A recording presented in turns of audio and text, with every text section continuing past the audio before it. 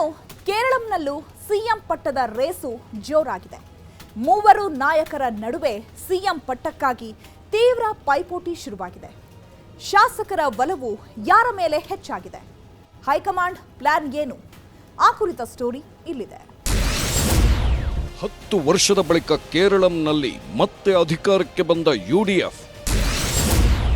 ಮೂವರ ನಡುವೆ CM ಪಟ್ಟಕ್ಕಾಗಿ fight. ಕೆಸಿವಿ ಕಡೆಗೆ ಒಲವು, ಒಳಗೊಳಗೆ ನಿಗೂಢ ಆಟ. ಕಳೆದ 10 ವರ್ಷಗಳಿಂದ ಕೇರಳಂನಲ್ಲಿ ಸತತವಾಗಿ ಆಡಳಿತ ನಡೆಸುತ್ತಿದ್ದ ಸಿಪಿಐಎಂ ನೇತೃತ್ವದ ಎಲ್ಡಿಎಫ್ ಸರ್ಕಾರವನ್ನ ಕಿತ್ತೊಗೆಯುವಲ್ಲಿ ಕಾಂಗ್ರೆಸ್ ನೇತೃತ್ವದ ಯುಡಿಎಫ್ ಮೈತ್ರಿಕೂಟ ಯಶಸ್ವಿಯಾಗಿದೆ. ಪಿಣರಾಯಿ ವಿಜಯನ್ ಸರ್ಕಾರದ ವಿರುದ್ಧ ಇದ್ದ ಆಡಳಿತ ವಿರೋಧಿ ಅಲೆಯನ್ನ ಕಾಂಗ್ರೆಸ್ ಸಮರ್ಥವಾಗಿ ಬಳಸಿಕೊಂಡು ಚುನಾವಣೆಯಲ್ಲಿ ಮಖಾಡೆ ಮಲಗಿಸಿದೆ. ನಿರುದ್ಯೋಗ, ಆರ್ಥಿಕ ಬಿಕ್ಕಟ್ಟು, ಭ್ರಷ್ಟಾಚಾರ ಸೇರಿದಂತೆ ಸಾಲು ಸಾಲು ಅಕ್ರಮಗಳನ್ನು ದಾಳವಾಗಿ ಬಳಸಿಕೊಂಡ ಕೈಪಡೆ ಎಲ್ಡಿಎಫ್ ಸರ್ಕಾರವನ್ನ ಕುಟ್ಟಿ ಕೆಡವಿತ್ತು. 140 ವಿಧಾನಸಭಾ ಸ್ಥಾನಗಳಿರುವ ಕೇರಳಂನಲ್ಲಿ ಯುಡಿಎಫ್ ಬರೋಬ್ಬರಿ 102 ಸ್ಥಾನಗಳನ್ನ ಗೆದ್ದು ಬೀಗಿತ್ತು. ಮ್ಯಾಜಿಕ್ ನಂಬರ್ 71 ಸುಲಭವಾಗಿ ದಾಟಿದೆ. 63 ಸ್ಥಾನಗಳಲ್ಲಿ ಗೆಲುವು ಸಾಧಿಸುವ ಮೂಲಕ ಅತಿದೊಡ್ಡ ಪಕ್ಷವಾಗಿ ಹೊರಹೊಮ್ಮಿದ ಕಾಂಗ್ರೆಸ್ ಈಗ ಸಿಎಂ ಪಟ್ಟಕ್ಕಾಗಿ ದಂಗಲ್ ಶುರು ಮಾಡಿದೆ. ಸಿಎಂ ರೇಸ್ನಲ್ಲಿ ಇದ್ದಾರೆ 3 ಘಟಾನುಘಟಿಗಳು.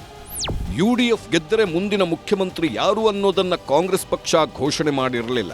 ಹೀಗಾಗಿ ಗೆಲುವಿನ ನಂತರ ಕೇರಳಂನಲ್ಲಿ ಮುಖ್ಯಮಂತ್ರಿಗಾದಿಗಾಗಿ ಪೈಪೋಟಿ ಶುರುವಾಗಿತ್ತು. ಸಿಎಂ ರೇಸ್ನಲ್ಲಿ ಪ್ರಮುಖವಾಗಿ 3 ನಾಯಕರ ಹೆಸರು ಕೇಳಿಬಂದಿದ್ವು. ಅದರಲ್ಲಿ ಪ್ರಮುಖರು ಅಂದ್ರೆ ವಿ.ಡಿ. ಸತೀಶನ್, ಕೆ.ಸಿ. ವೇಣುಗೋಪಾಲ್ ಹಾಗೂ ರಮೇಶ್ ಚೆನ್ನಿತ್ತಲ. ವಿ.ಡಿ. ಸತೀಶನ್, ಕೆ.ಸಿ. ವೇಣುಗೋಪಾಲ್ ಹಾಗೂ ರಮೇಶ್ ಚೆನ್ನಿತ್ತಲ ಈ 3 ನಾಯಕರ ನಡುವೆನೇ ಹೈ ವೋಲ್ಟೇಜ್ ಪೈಪೋಟಿ ಏರ್ಪಟ್ಟಿತ್ತು. ಈ 3 ಪೈಕಿ ಯಾರು ಮುಖ್ಯಮಂತ್ರಿ ಆಗಲಿದ್ದಾರೆ ಎಂಬ ಕುತೂಹಲ ಇಡೀ ರಾಜ್ಯದ ಜನರಲ್ಲಿ ಮನೆ ಮಾಡಿತ್ತು. ಆದರೆ ಕಾಂಗ್ರೆಸ್ ಪಕ್ಷದಲ್ಲಿ ಸಿಎಂ ಆಗೋದು ಅಷ್ಟು ಸುಲಭವಲ್ಲ. ಅದಕ್ಕೆಲ್ಲ ಒಂದು ಪದ್ಧತಿ ಇದೆ. ಆ ಪದ್ಧತಿನೇ ಸಿಎಲ್ಪಿ ಮೀಟಿಂಗ್. ಸಿಎಲ್ಪಿ ಮೀಟಿಂಗ್ನಲ್ಲಿ ಎಷ್ಟು ಎಂಎಲ್ಎಗಳು ಯಾರ ಪರವಾಗಿದ್ದಾರೆ ಅನ್ನೋದರ ಮೇಲೆ ಸಿಎಂ ಕ್ಯಾಂಡಿಡೇಟ್ ಅನ್ನ ಆಯ್ಕೆ ಮಾಡುವುದು ಕಾಂಗ್ರೆಸ್ನ ಪದ್ಧತಿ. ಹೀಗಾಗಿ ಅಂಥದ್ದೇ ಪ್ರಕ್ರಿಯೆಗೂ ಮುಂದಾಗಿತ್ತು ಕಾಂಗ್ರೆಸ್ ಹೈಕಮಾಂಡ್. ಅದಕ್ಕಾಗಿ ದಿಲ್ಲಿಯಿಂದ ವೀಕ್ಷಕರು ಆಗಮಿಸಿದ್ರು. ಕೇರಳಂನಲ್ಲಿ ಸಿಎಂ ಕಗ್ಗಂಟು, ದಿಲ್ಲಿಯಿಂದ ಬಂದ ವೀಕ್ಷಕರು. ಎಐಸಿಸಿ ವೀಕ್ಷಕರಾಗಿ ಹಿರಿಯ ನಾಯಕರಾದ ಮುಕುಲ್ ವಾಸ್ನಿಕ್ ಹಾಗೂ ಅಜಯ್ ಮಾಕೆನ್ ಅವರನ್ನ ಕೇರಳಂಗೆ ಕಳುಹಿಸಿಕೊಡಲಾಗಿತ್ತು. ತಿರುವನಂತಪುರಂನ ಇಂದಿರಾ ಭವನದಲ್ಲಿ ನೂತನವಾಗಿ ಆಯ್ಕೆಯಾದ ಕಾಂಗ್ರೆಸ್ ಶಾಸಕಾಂಗ ಪಕ್ಷದ ಮಹತ್ವದ ಸಭೆ ನಡೆಯಿತು. ಕೆಪಿಸಿಸಿ ಅಧ್ಯಕ್ಷ ಸನ್ನಿ ಜೋಸೆಫ್ ಅವರು ಮಂಡಿಸಿದ ಒನ್ಲೈನ್ ನಿರ್ಣಯವನ್ನ ಸಭೆಯಲ್ಲಿ ಸರ್ವಾನುಮತದಿಂದ ಅಂಗೀಕರಿಸಲಾಯಿತು. ಮುಂದಿನ ಮುಖ್ಯಮಂತ್ರಿ ಯಾರು ಎಂಬುದನ್ನು ನಿರ್ಧರಿಸುವ ಅಂತಿಮ ಅಧಿಕಾರವನ್ನ ಕಾಂಗ್ರೆಸ್ ಹೈಕಮಾಂಡ್ಗೆ ಬಿಟ್ಟುಕೊಡಲು ಈ ನಿರ್ಣಯದಲ್ಲಿ ಒಪ್ಪಿಕೊಳ್ಳಲಾಗಿದೆ. ಸಿಎಂ ರೇಸ್ನಲ್ಲಿ ನಂಬರ್ 1 ವಿ.ಡಿ. ಸತೀಶನ್. ಇನ್ನು ಕೇರಳಂ ಸಿಎಂ ರೇಸ್ನಲ್ಲಿ ಪ್ರಮುಖವಾಗಿ ಕೇಳಿಬರುತ್ತಿರುವ ಮೊದಲ ಹೆಸರು ವಿ.ಡಿ. ಸತೀಶನ್ ಅವರದ್ದು. ಕಳೆದ 5 ವರ್ಷಗಳಿಂದ ಕೇರಳಂ ವಿಧಾನಸಭೆಯಲ್ಲಿ ವಿರೋಧ ಪಕ್ಷದ ನಾಯಕರಾಗಿ ಅವರು ಪಿಣರಾಯಿ ವಿಜಯನ್ ಸರ್ಕಾರವನ್ನ ಅತ್ಯಂತ ಸಮರ್ಥವಾಗಿ ಎದುರಿಸಿದ್ದಾರೆ. ಸತತ ಸೋಲುಗಳಿಂದ ಕಂಗೆಟ್ಟಿದ್ದ ಯುಡಿಎಫ್ ಮೈತ್ರಿಕೂಟವನ್ನ ಸಂಘಟಿಸಿ ಈ ಚುನಾವಣೆಯಲ್ಲಿ ಯಶಸ್ವಿಯಾಗಿ ಮುನ್ನಡೆಸಿದ ಸಂಪೂರ್ಣ ಶ್ರೇಯಸ್ಸು ವಿ.ಡಿ. ಸತೀಶನ್ ಅವರಿಗೆ ಸಲ್ಲುತ್ತದೆ. ರಾಜ್ಯಾದ್ಯಂತ ಸತೀಶನ್ ಅವರಿಗೆ ಅಪಾರವಾದ ಜನಬೆಂಬಲವಿದೆ ಹಾಗೂ ಪ್ರಸ್ತುತ ಶಾಸಕರಲ್ಲಿ ಬಹುಪಾಲು ಮಂದಿ ಸತೀಶನ್ ಅವರ ನಾಯಕತ್ವವನ್ನು ಒಪ್ಪಿಕೊಂಡಿದ್ದಾರೆ ಎನ್ನಲಾಗಿದೆ. ಹೀಗಾಗಿ ಅವರು ಸಿಎಂ ಕುರ್ಚಿಯ ಪ್ರಬಲ ಆಕಾಂಕ್ಷಿಯಾಗಿದ್ದಾರೆ. ರಮೇಶ್ ಚೆನ್ನಿತ್ತಲಗೆ ಒಲಿಯುತ್ತಾ ಚಾನ್ಸ್. ಇನ್ನು ಸಿಎಂ ರೇಸ್ನಲ್ಲಿರುವ ಮತ್ತೊಬ್ಬ ಪ್ರಮುಖ ನಾಯಕ ಎಂದ್ರೆ ರಮೇಶ್ ಚೆನ್ನಿತ್ತಲ. 2016ರಿಂದ 2021ರವರೆಗೆ ವಿಧಾನಸಭೆಯಲ್ಲಿ ವಿರೋಧ ಪಕ್ಷದ ನಾಯಕರಾಗಿ ಕಾರ್ಯನಿರ್ವಹಿಸಿದ ಅನುಭವ ಅವರಿಗಿದೆ.